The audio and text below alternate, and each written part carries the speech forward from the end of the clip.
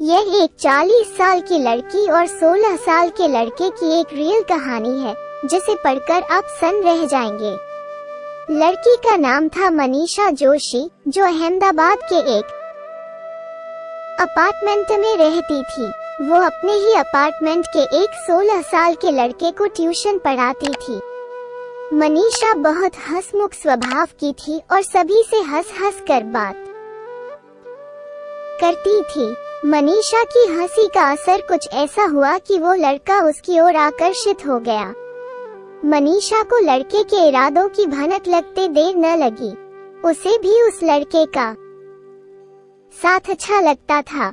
मनीषा ने न तो अपनी उम्र का ख्याल रखा और न ही सामाजिक मर्यादाओं का, और इसका परिणाम ये हुआ कि जल्द ही उनके मन की बात जुबां पर आ गई और देखते ही देखते उनके बीच शारीरिक संबंध स्थापित हो गए। जब दोनों लोगों के बीच नजदीकियां हद से ज्यादा बढ़ी तो लड़के के घर वालों को इसका शक हुआ। उन्होंने लड़के के ट्यूशन जाने पर पाबंदी लगा दी। इससे मनीषा आहत हो उठी। उधर लड़का भी विरह की आग में जल रहा था। वो भी इन पाबंदियों की दीवार को तोड़ डालना चाहता था।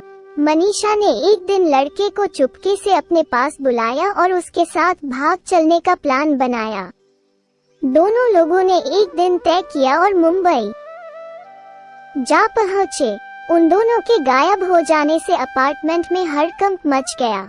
लड़के के घर वालों ने पुलिस में रिपोर्ट लिखवाई और इस तरह से पुलिस उन दोनों की खोजबीन में जुट गई।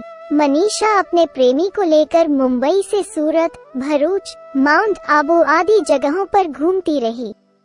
उसे इस बात का अंदाजा था कि पुलिस वाले उसे खोज रहे होंगे, इसलिए वो होटल में न रुककर धर्मशालाओं में शरण लेती थी और लड़के को अपना बेटा बताती थी।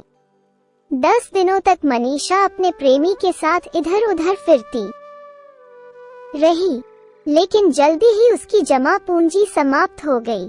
उसके जेवर भी बिक गए।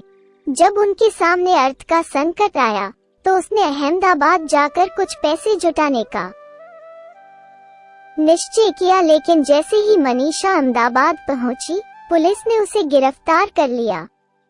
पुलिस के उसे एक नाबालिग स्टूडेंट को भगाने और उसके साथ शारीरिक संबंध बनाने के आरोप में जेल भेज दिया और इस तरह मनीषा की प्रेम कहानी का द एंड हो गया।